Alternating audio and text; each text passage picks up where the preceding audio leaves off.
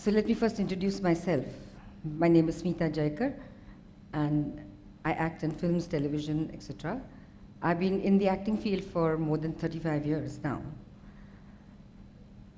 Today my topic is One Family, One World. And this I have seen in our film industry very proudly. I can say that we actually live that one family, one world.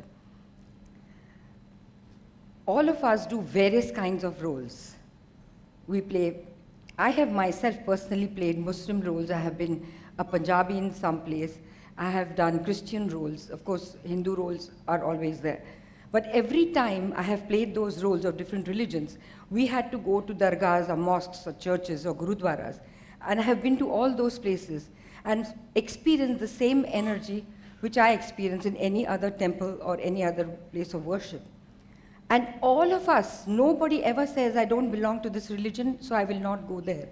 Or I don't belong to this religion, I will not do this role. Nobody. We have so many of our Bollywood stars who have done cross-cultural marriages, and successful marriages at that.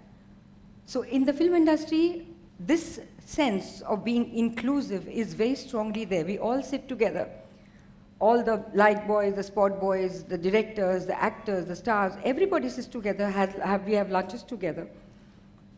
There is never a feeling, oh, this person, I'm sorry, he's not so-and-so, so I'm not going to sit with him for lunch. That does not happen in the film industry at all. When we're acting with various people, we never go to find out what is his religion or where does he belong or what is his status. There is so much of inclusivity in the film industry itself. And I'm very proud to say that today, that being in the film industry, I've noticed this, observed it, lived it all throughout my career. So that's about the film. Now let's talk of inclusivity as far as nature is concerned. In nature, we see this thing of being inclusive always. The source has never discriminated. Humans discriminate. Have you ever seen a bird singing for gratification? The bird doesn't even need an audience. It just sings. The sun, does it ask anything from you? The rain, does it want anything from you? No. The river flows for everyone. You can go and have water anywhere. Even animals drink from the river water. So how are we different? We are all one. Another example I can give you. All living creatures eat different kinds of food. Birds eat worms. The ferocious animals eat flesh. We eat whatever is grown from Mother Earth. Pigs, we know. So every living creature eats different types of food. But the color of the blood is one, red. How are we different? If you go to a garden, you'll see a rose plant, there'll be a mogra plant next to it. There'll be so many other lilies, various kinds of plants. Yes, people flock to the rose, but does the mogra flower or a lily flower says, I'm sorry, these people are just flocking towards the rose, giving it so much importance, I'm not going to throw my fragrance to these guys. That happens with humans only. Oh, this person is giving so much of importance to that, why should I bother? I'm going away. This happens only in humans. So we differentiate, human beings differentiate, and the exclusivity starts from human race, not from nature or any other thing. Mother Earth. We all eat the same food. We all breathe the same air. Which comes out of Mother Earth? We eat the fruits, the vegetables, whatever. It's all from Mother Earth. The clothes we wear, from the cotton clothes, everything comes from Mother Earth. All of us, so whichever part of the world we are in. We are geographically, we look different. Some have narrow eyes, some have large eyes, some have fair complexion, some have dark complexion. It's only because of the geographical conditions. Otherwise, the human body is the same all over.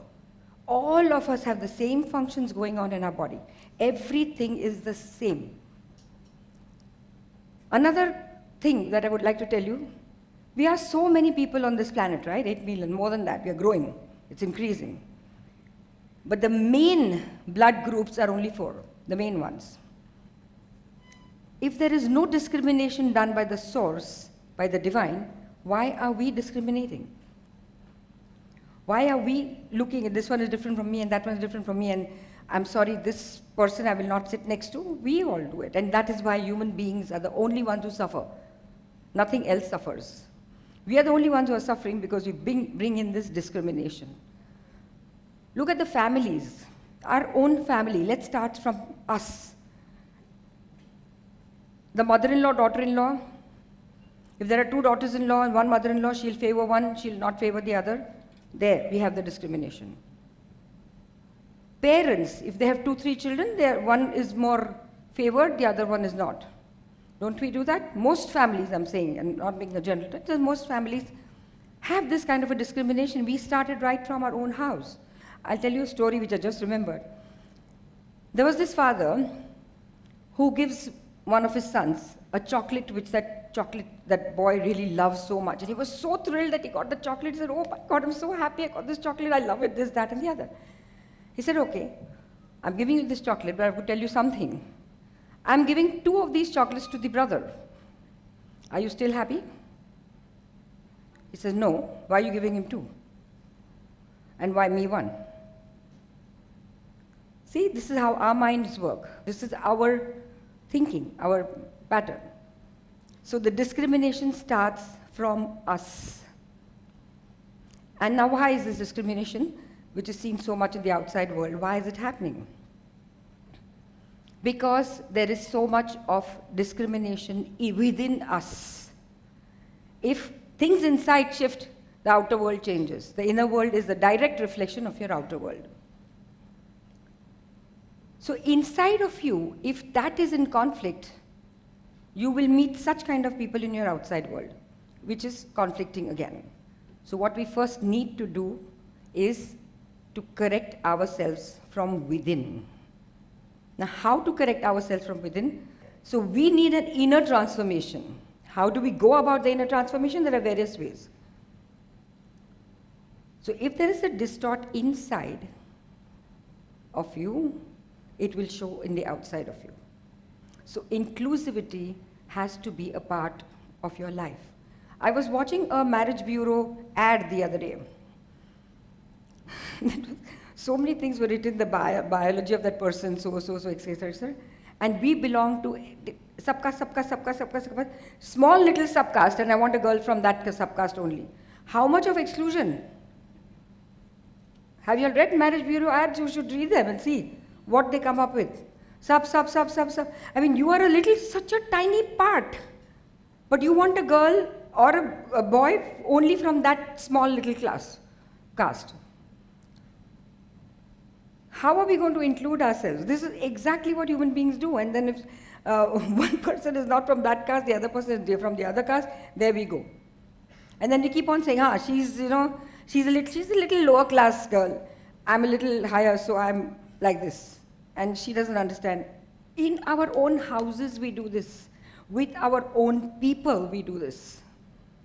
Don't we do this? Do you agree with me on that or not? So if we do not change the pattern inside, if there is no synchronization within you, there will be no synchronization outside of you. There'll be a distort inside of you, definitely it will reflect from the outside. So my dear friends, all I want you, or a suggestion, that now on at least be aware, starting from your own families, be aware that we don't exclude people. At least family members come together. Let's start with the family. Then we go ahead with social circles. Then we go ahead and go so on and so forth. So if we have to have one family, one world, we have to first begin from our family itself, from ourselves itself. Ask yourself this question, how many times have you done this, maybe knowingly or unknowingly, thought, oh no, I'm not going to go there.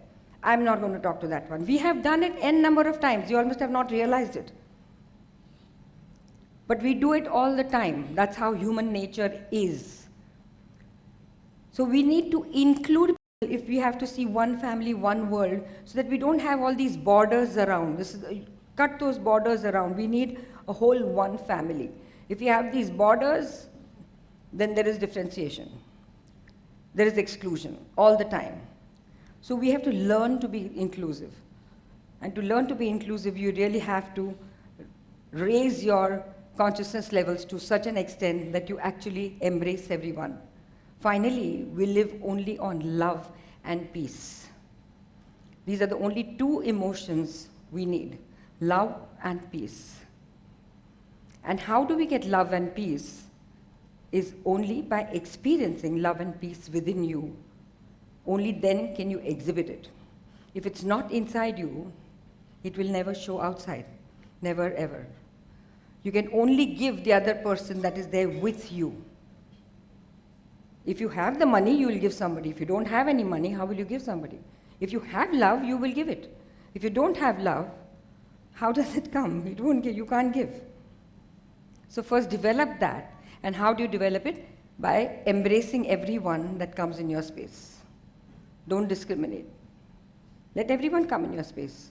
Let them experience the love you have experienced. Let them experience the peace you have experienced. So we have to begin with ourselves first. The shift has to come from here, from within. So once the shift comes, and how will the shift come? Just being aware. Awareness is the key to everything. Unawareness is the biggest disease of mankind. If you start being aware of the things that are happening inside you, the conflicting mind that is going on constantly, become aware. When you become aware, you will get steps, you will understand how to do and what to do. So let's begin first with ourselves. What's happening inside us? If I'm sitting next to this person, who is this person? What is he? Immediately we start, our noses go puckering like that. Who is this person? If you know a known face, oh, immediately it is like that. I experience it because I'm in the acting field. I know how people react when I'm around, and I know how people react with others. I see it with my own eyes. And all of us do it, please. I've seen it. All of us do this without any exception. It just comes to us naturally because I think it is put in our DNA so much right from the time you're born or right from the time man has stepped on planet Earth. It is there in his DNA. So let's bring about a change in this world, and we can only bring about a change in this world by changing ourselves. The change is only within, never without. So let's now become aware how many times your mind excludes. And instead of doing that, start including. Start including. Let's begin with that, then we go to the family, then we go to the whole big world.